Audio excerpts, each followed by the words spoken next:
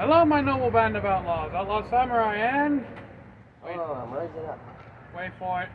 He has to rise to the occasion. He's a man of short stature. I'm not like comic accurate.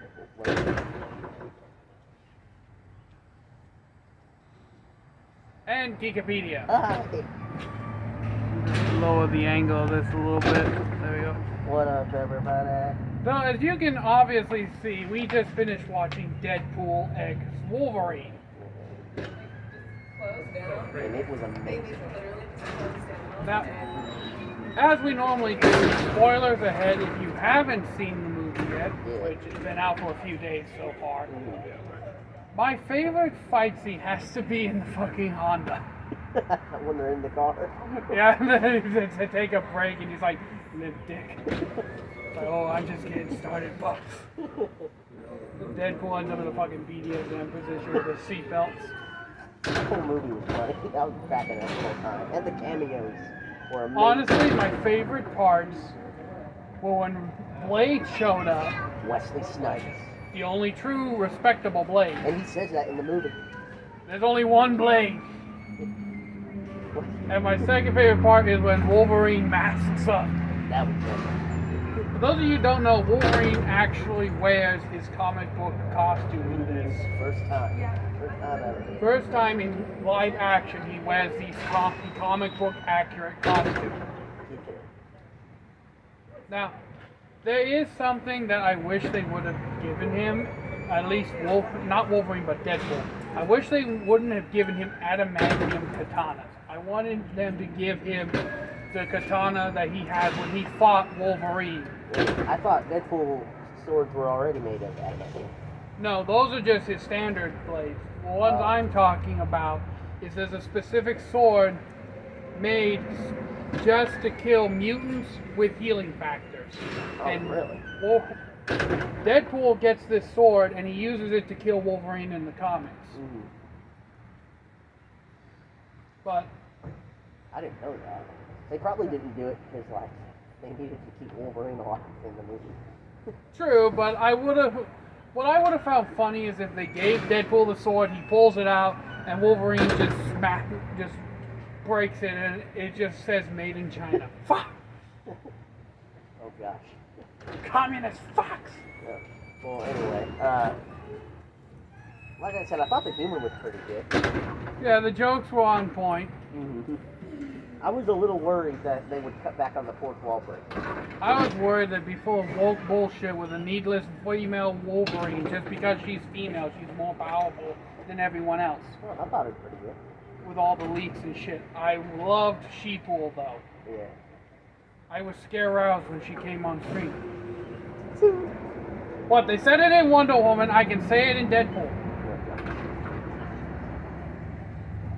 What else can we say about this?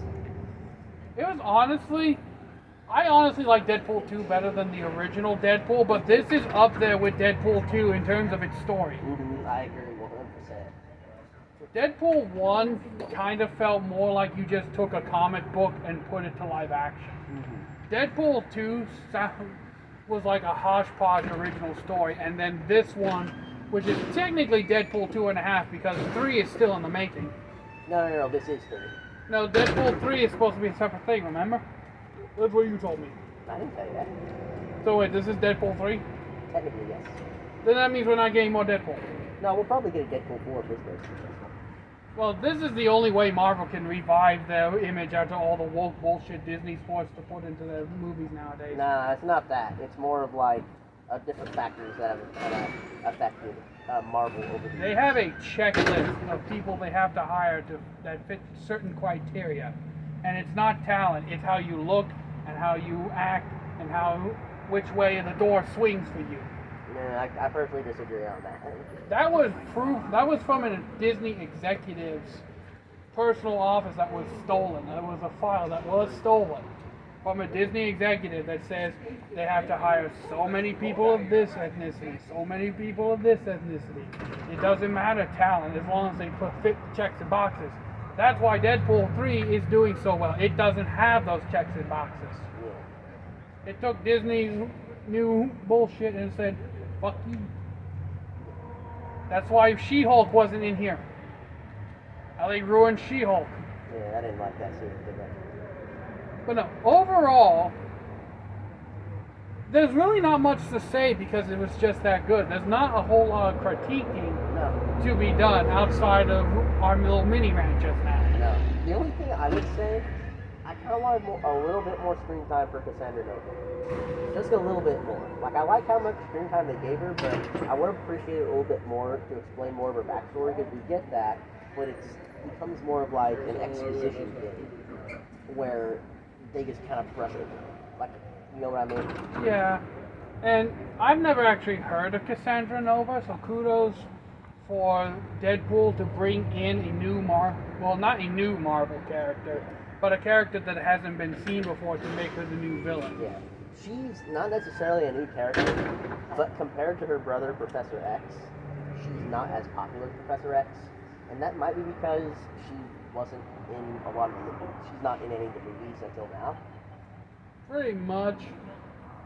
Personally speaking, if they were going to bring back like an old Marvel villain, honestly, for a Deadpool flick, I think it would have been they would have to have used an evil version of Cable. Because I don't know too many of Deadpool's arch nemesis. I remember a couple years ago there was a plot like rumor. And obviously we watched it and it turned out to be true, but yeah. The rumor was Magneto was going to be the villain. And they were going to do like an alternate universe where the MCU was much more accurate to comics. So you had like Scarlet Witch and Quicksilver were going to be Magneto's kids in the movie. And like it was going to be Magneto from the old X-Men movie. I could actually see Magneto being the villain for Deadpool, especially if they bring in Wolverine. But I will say this, the fight with Sabretooth was just too short. Yeah, the trailers kind of baited a lot of people. For those of you who don't know, Wolverine literally just does the whole like samurai shit where you see in the movies. He literally walks past him, then cuts off his head, and then like sheaths his claws back up. Mm-hmm. I was hoping we'd get a longer fight. I was honestly hoping that we'd get like a longer melee fight between Deadpool and Wolverine, where Deadpool's just like pulls out both swords and it's like maximum effort. But overall, there's not a lot of things to say because it's just that good. There's really no negative shit to say. Mm-hmm. Yeah, this movie was really good. I give this a 9 in my book. Though, I will say this, I don't like to compare a lot of movies, but this movie, it obviously kind of follows a similar formula with Spider-Man No Way Home, where the multiverse is involved, like, versions from past movies appear, and they kind of have to work with the newer actors. You know, in No Way Home, you had all three Spider-Men, and they were fighting all the villains from all past movies. Yeah. So, this one... Oh, go ahead. I was just going to say real quick, like, the way they introduced, like, the Legion of Deadpools, it wasn't like they just said the Legion and then they popped up immediately. No, they built up to where, like, the Legion was working with Cassandra until Pete showed up. Yeah, that's funny. Well, anyway, I gotta say, when it comes to, like, using the multiverse as a plot device, I kind of prefer No Way Home a little better, just because of how they did it and how they played with the nostalgia. I feel like in this one, it was kind of a perfect mix between using nostalgia for nostalgia and using nostalgia for the plot. Does that make sense? Yeah, I still haven't seen No Way Home, so I can't really weigh in on that. I have seen Spider-Man Far From Home, the first one. No, that's the second one. Homecoming's the first one. No, the first animated Spider-Man. Oh, no. Those are the live-action ones. The animated ones are Into the Spider-Verse and Across the Spider-Verse. Yeah, I've seen Into the Spider-Verse, but I haven't seen Across the Spider-Verse. Yeah, but I'm talking about No Way Home, where all the live-action ones. Oh, I still haven't seen No Way Home either. I really just fell off Spider-Man because Disney fucking ruins everything now. Yeah. They can't even make a decent non-Marvel movie anymore. Don't get me started on Star Wars.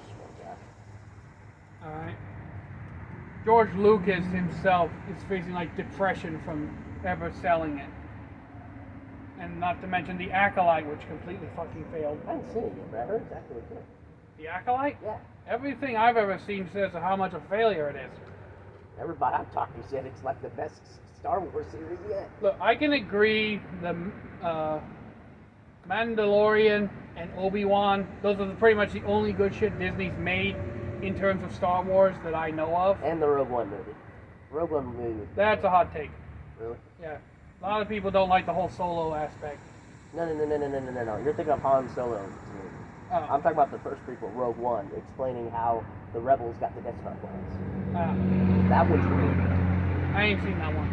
It's amazing. Honestly, I'm more of a purist when it comes to these things. Anything pre-Disney era, when George Lucas had full control, is the only thing I consider to be canon. Yeah. But you gotta remember, though, a lot of people were saying the same thing when he was making the prequels. I mean, it's his story. He made the prequels, okay? He was directly involved, but we're getting off topic. Yeah. I'm not opposed. Stupid me. I'm not opposed to using the multiverse at all. But here's the thing.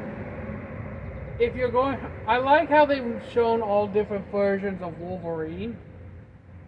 But here's the thing.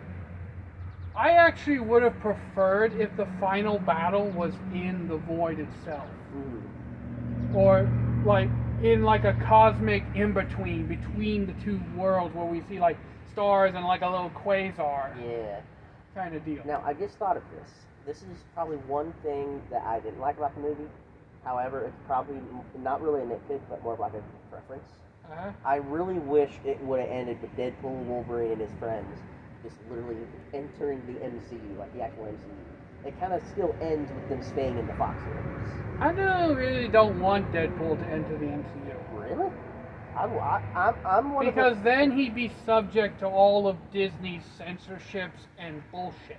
Not necessarily, because I think they basically gave Ryan Reynolds full control over this one. And if they keep doing that, Ryan Reynolds will take care of it. Yeah, Ryan Reynolds, we can leave Deadpool in his hands because, A, he didn't allow She-Hulk to make a cameo. That was something that he personally put a stop to.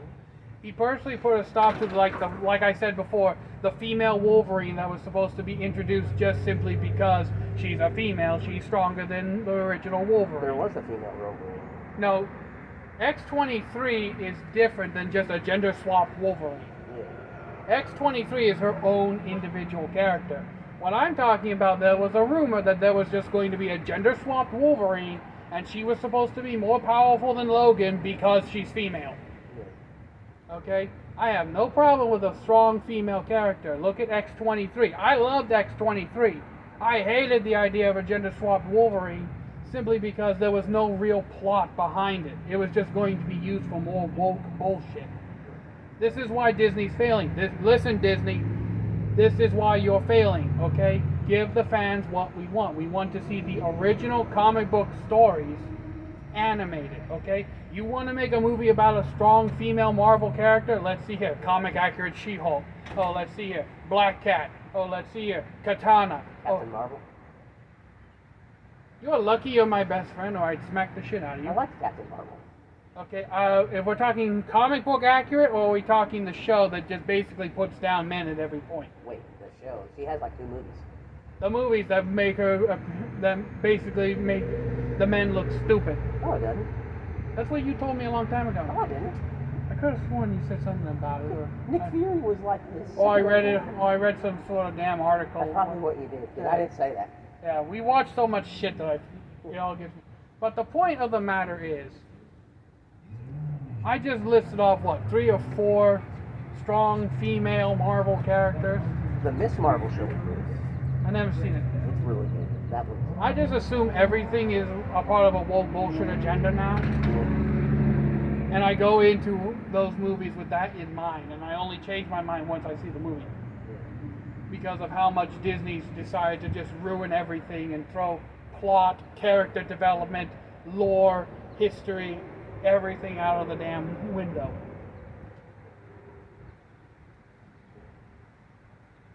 I don't know. I personally disagree with a lot of the stuff, but I see what you're saying as well. See, this is why we're best friends. I can go on a rant and he's still going to accept me. Yeah. But the point of everything is that Deadpool and Wolverine work because they didn't have any of this agenda checks and balances bullshit going on. They had Wolverine and Deadpool. They came up with a good story. The characters were good. X-23 was a brilliant addition. Okay? I don't know why she was in the Void, because she was still on Earth when Logan died. Wait, I didn't think of that. You're right. She's part of the main Fox timeline. Like, I can kind of understand Blade and Gambit and Elektra, because you could say, like, oh, maybe they, like, diverged from their main paths. But why X-23? Yeah, X-23 was like a child, and she didn't seem that aged up from when she was Logan. Oh, no. She's aged up. No, that aged up. Like, she wasn't full grown or anything. And she just puts on the fucking Barbie girl glasses. No. That's the glasses she wore in Logan. Yeah, like the Barbie girl glasses. Yeah. But yeah, X-23 worked because she was an original Marvel character that Deadpool and Wolverine, Ryan Reynolds and Hugh Jackman, they did her justice. Yeah. Okay? She was strong, powerful, and she was able to fight alongside the likes of top-tier hand-to-hand combatants like Blade and Gambit, and not to mention Elektra. Yeah.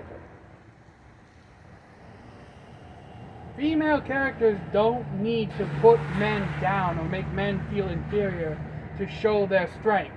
All they gotta do is show up and be badass. Alright, this comes from me having strong female figures in my life. My great-grandmother, my aunt, they beat the shit out of any man they came across in their heyday, but they were still regular girls. Well, with that said, you got anything else? I think that about covers it. Not really. Deadpool and Wolverine is, I'm changing my opinion, 10 out of 10. Highly recommend. I give it a 9.5 out of 10. Almost perfect. You'll give it a what now? I mean, an 11. Exactly. I only slightly threaten his life. Slightly. Don't listen to him. So until next time, my noble band of outlaws, outlaw samurai tells all y'all be crazy rednecks, be safe, use your weapons, and remember, during these movie reviews, we keep it real. Yeah. And this has been Geekopedia. Remember, God loves you and I love you too, and I'll see you over on my channel, and We're out. Peace.